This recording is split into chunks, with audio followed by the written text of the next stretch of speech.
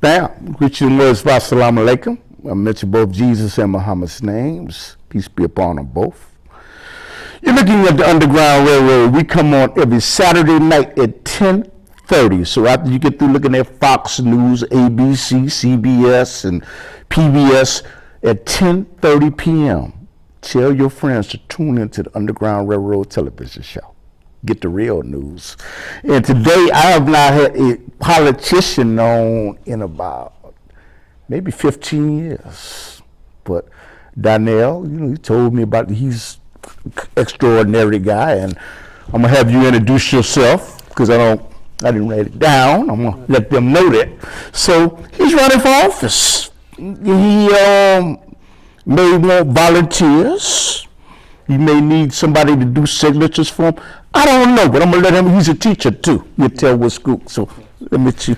Well, thank you for having me on the show, Mr. Bradley. My name is Froy Jimenez. I am a proud CPS teacher and a proud CPS union member with the Chicago Teachers Union. I'm also a father, above all, a husband, and I am somebody that is running for the 1st District of the State Senate here in Illinois. What are the borders in the 1st District so people can know? The borders of the 1st District start off around 16th Street on the south side and go approximately to about 71st Street.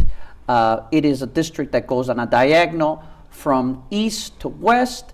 On the east, starting around the Dan Ryan and finishing up around Midway Airport. Wow. So it is a big district, but it is a very important district in which we need somebody that understands the people of that district, our working class people, and we need somebody that identifies and connects with them. So I am very glad to be on your show to be able to explain and expound on my ideas so that people can recognize that they're going to have a champion in Springfield and they're going to have somebody that is going to stand up to the special interest that has been going against them and a system that is not helping working class people, that is hurting working class people. Now, I always ask the politician when they come on, can you tell me, either you don't have to, what part has your wife played in your decision making to run for office? That's a great question. My wife is my number one confidant. I definitely rely on her on some of my strategies, some of my decisions. I believe we both rely in God. We both believe firmly that He should be the light of our decisions. And so she keeps me grounded in whatever I do. It should be something that the man upstairs and Almighty God should also back. And so she keeps me grounded. I appreciate that she's outspoken. I want a wife that is also outspoken and not afraid to say, hey, rethink that, or why did you choose this? So me and my wife are a tag team, and I believe that other people in the district feel this way, that we should have an ability to empower women and treat them as equals, and most definitely give them the love and support that they deserve. My wife gave birth to our son, who is nearly 2 months old, Lucas Jimenez, and we are raising, just like a lot of families in the 1st District are raising kids and want the best interest for them, whether that be education, whether that be housing, whether that be health care, many other issues. We stand together with many of the families in the 1st District that want the best for our youth. Okay, I want to ask you, I want you to specifically talk about immigration, because this is a big issue. The country is divided. It's like Moses parting the Red Sea. Some people on this side, some people on that side. There it is. And I want to ask you, do you think that President Donald Trump, is wrong on immigration? Did he get it wrong? Or was he right? And why? Great question. I do concur with you insofar as that President Trump polarizes and continues to polarize our country. I believe that is not good, because we stand as the United States of America, and he is dividing us and segregating us. And his number one purpose behind that is to keep elected. He does it in a political way. His reasons are to politically divide the country so he can stay in office. And so that is going against the better interest of our nation. To be specific, I would like to mention some things that he can do in order to unite us. For instance, immigration is the type of topic that needs comprehensive reform. You're not going to have one solution or one law cover all the different subtopics of immigration. One of the things that I think he can be doing is he can be meeting, like he does with other world leaders, he can be meeting specifically with presidents in Central America, with the president of Mexico, and he needs to press the flesh with them, because much of the problem that is in immigration is not only the United States and our border. The problem originates in parts of Latin America, and I believe if we were able to change some of the laws, international laws, that comes with immigration, we would be dealing with not only the United States, but we would be looking at a more holistic view of how to deal with this comprehensive reform. My follow-up to that is, he is addressing the immigration laws and making sure that the laws are being enforced, and they were not enforced before. Do you agree with that? I disagree with it. They were not enforced. And he said, you know what? I'm going to make people follow the rules. Do you agree with that? That they were ignored? I believe they made it escalate to even get to this point. I believe we need to fund a comprehensive reform. And what I mean by that specifically, I'm saying what they ignored before he got in office. I believe the patrol agents and some of the other staffing were understaffed. And for instance, instead of allocating money to a wall, we should not do that. We should be allocating money for more technology that might detect or might help us in a more efficient way than building a wall that is just, sort of like the ancient wall of China.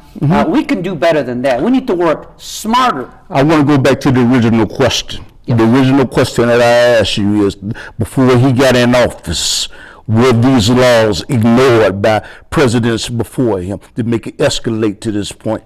Now, specifically, I'm talking about the immigration laws. They were lax. You know what? They were not paid attention to. People were exploiting, and the presidents didn't pay attention to it. I believe some of those laws were not taken very seriously. Okay. I think that we could do a better job of enforcement. Okay. I believe that specifically because of our security threats, we need to make sure that we have the capable staff and the training and the technology to be able to deter anyone that is coming to possibly, enter our borders with not the right intentions. Having said that, I do think that there is plenty of people coming into this country that can help. I know that there has been legislation that welcomes people that need to work here, because there's not a lot of people in the U.S. that are willing to do some of the jobs necessary. I'll give you one specific example. In the 1960s, 1970s, there was a program called the Bracero program. And what does bracero mean? Bracero means arm. It means strong arm. Okay. And it means arm because you need labor to pick different vegetables up, to do the agricultural work that most people really don't want those jobs. But some people in Latin America, some people in Mexico want to work in that industry. So if we could do it in a legalized way, that is an example in American history where that can be done. And so you asked me about, what can be done. I think that is part of the comprehensive program, to encourage people to take some of the jobs that, quite frankly, some of our industries. America's a big agricultural country, and it needs the labor force. And so I believe it is a comprehensive problem, but we need to deal with it individually. And I think that what Trump is doing is he's just stirring people up and giving them sound bites, but it's not dealing with the problem at its root, and is not dealing with the problem in the different subcategories which it needs. Okay, and you know what? this is a question. This is really what I would like to know is, since there are illegal immigrants, and I don't mean to be disrespectful by even making a statement like that, do you believe that there's a protocol that should be followed to get in the United States of America? Do you believe that there's steps that should be taken? I'm not talking about jumping over a wall. I'm not talking about digging under a tunnel, excuse me. Do you believe that there should be a proper protocol? And if people don't follow that protocol, there should be repercussions for that. I do believe there should be a protocol. I believe, like I just mentioned to you, if people want to work in the United States in industries where agriculture and other industries need help, and Americans are welcoming. I just noticed that even here in Illinois, the Illinois Chamber of Commerce welcomes immigrants working in the different restaurants and the different services. It wants people to take those jobs. But can we do it in a legal way? Can we do it in a protocol, like you mentioned, that there is a certain process? I welcome that. I believe that we can win when you have a protocol and when you have people that want to work and you have an industry that is welcoming workers. Now, wait a minute. Now, you welcome that, and I have to follow up with other questions. Now, if you welcome that there's a proper protocol to come in, proper steps to get into the country, what about the people that are here illegally that did not follow the protocol? If you did not follow the protocol, there should be repercussions for that. Do you agree or disagree with that? Well, I believe, for instance, if we're going to talk about the Dreamers, if that's what you're I'm not talking about I do believe that falls into the category of people that are here that somehow did not necessarily come in through a protocol that you're mentioning. Now, the Dreamers are an example, and I have plenty of students, and I want to speak to those students and their families. What school do you teach at to? I teach at John Hancock High School. Okay, thank you. And I want to Chicago. say, in Chicago Public Schools, there are plenty of students that came here at an early age, possibly as babies, possibly as infants, that have lived here their whole life.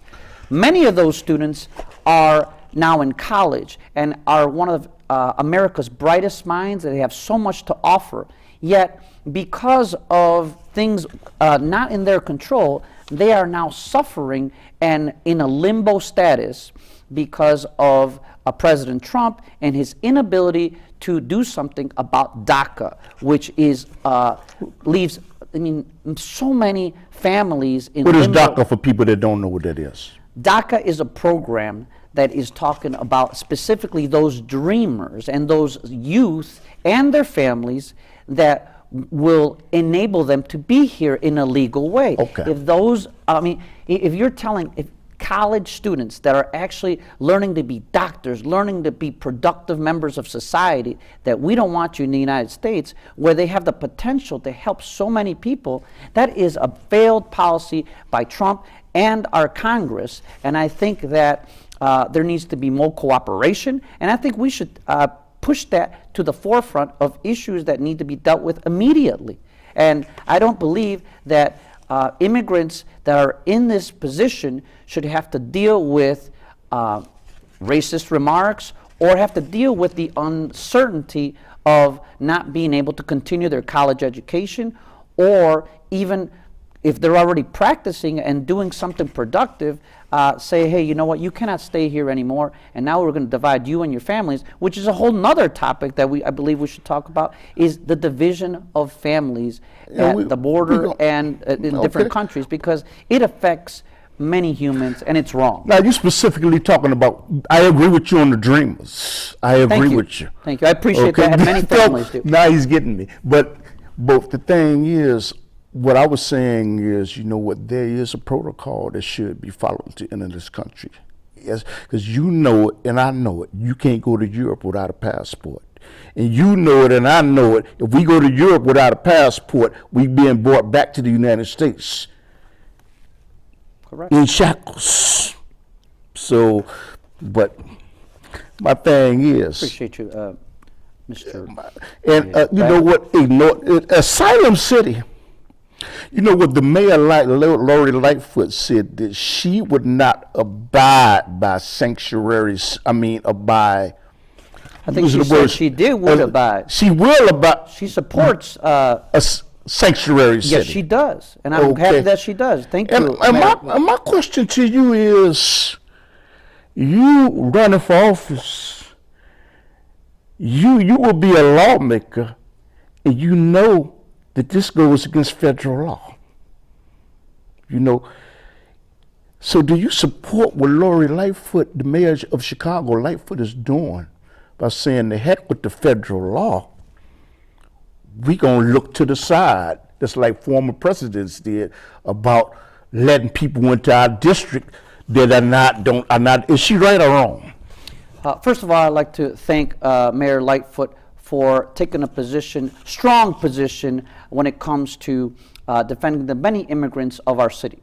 I would like to say, to specifically answer your question, is that I think Chicago Police Department, the officers of the Chicago Police Department, their number one task is safety and the protection and the security of our neighborhoods. Mm-hmm. They should not be serving as a second immigration officer, or they should not be doing the job of a border patrol officer. Those are certain different dependencies, those are different jurisdictions. I believe we need to deal with what's happening in our neighborhoods, and we should not be taking resources and police officers that can be serving our different neighborhoods and protecting them, and then now saying, no, now we need you to do an immigration officer's job. That is wrong, and that is, I believe, something that was a detriment to our city. We should enable and empower our police officers to do their job, not somebody else's job. Is that not also wrong to give capital or resources of natural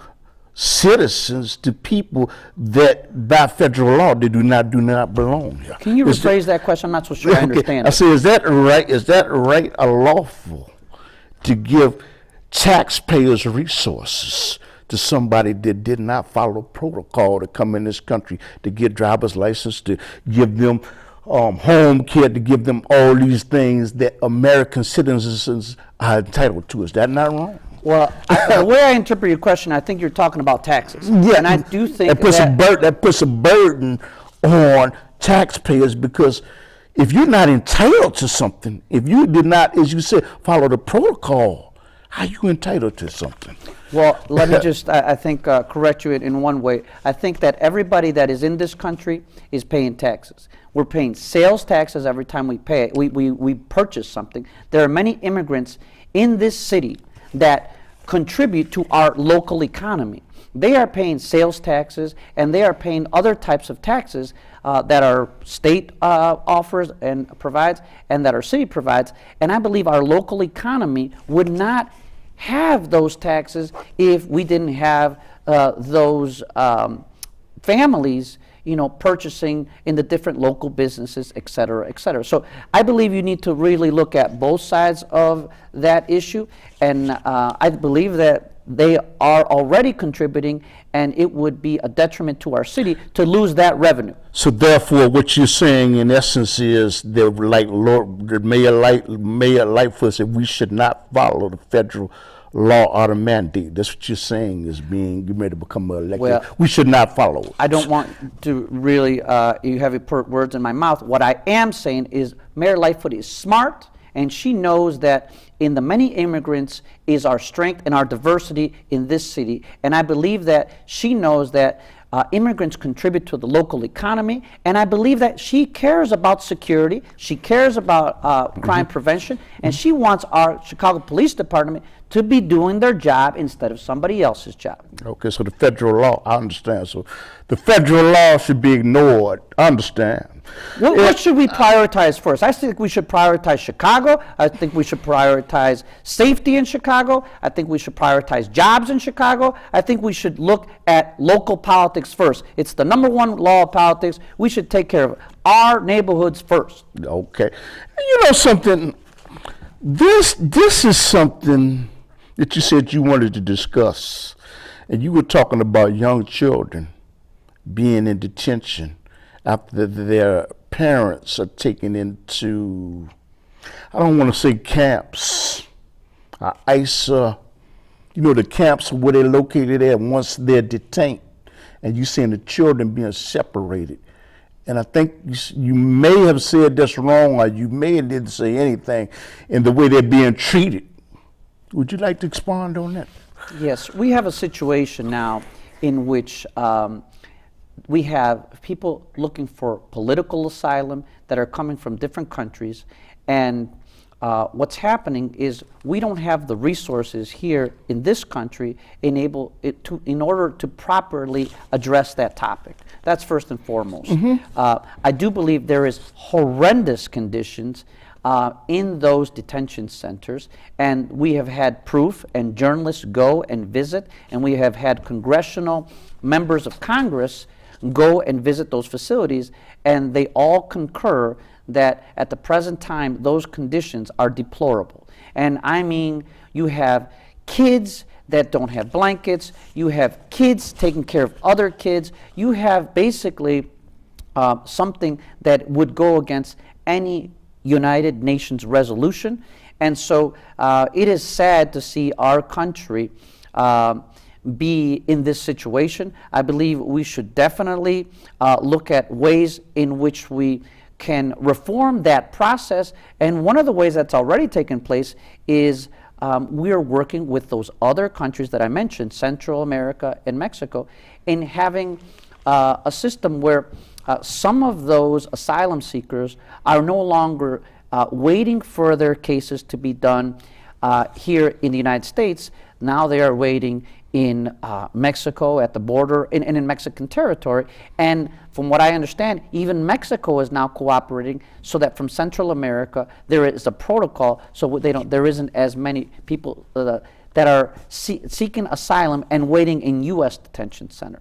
That being said, we can allocate more resources for those kids because those kids are suffering trauma and will suffer a lifetime of regret that they went through those conditions. So we need to have the proper staff be able to deal with those kids so that if they do stay in the United States, they don't have any problems in later, having trouble in school or having, issues where they did not seek the proper treatment and they become productive members of society, like I was talking about those college-educated immigrants that can give back to our country instead of, somehow being affected emotionally and mentally. And so we need to deal with that problem. Those kids are going through some rough times, and those families are going through rough times. If your family was separated from you and you were separated from your kids, that would affect you mentally and physically for a long time. I'm going to ask you a question. This may sound cruel, what I'm going to say.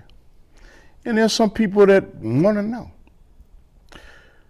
We don't blame the kids. Shouldn't you blame the parents to a certain extent to even put their kids through something like that, knowing that it was a possibility that something like this tragic could occur? Does any fault go on the parents, in your opinion?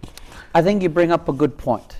And I think what you need to look at is where are these parents coming from? They're coming from an environment. If they stay in that country and if they stay in those conditions, they're going to die. And I'll tell you what, there is cartels and there is evil people that will definitely punish those families to the point of death. That is why they are leaving. They are leaving because it's a life and death situation. So if you want to, maybe look at the root being the parents, the parents are doing what's best for their kids because if they stay, they're going to die. And there's a lot of people, me included. Can you expand upon and share some of the things you heard about the deplorable conditions that will make somebody want to flee their own country to get the hell out of there to come to the United? Can you expand on these conditions? Well, certainly. I'll maybe share a story.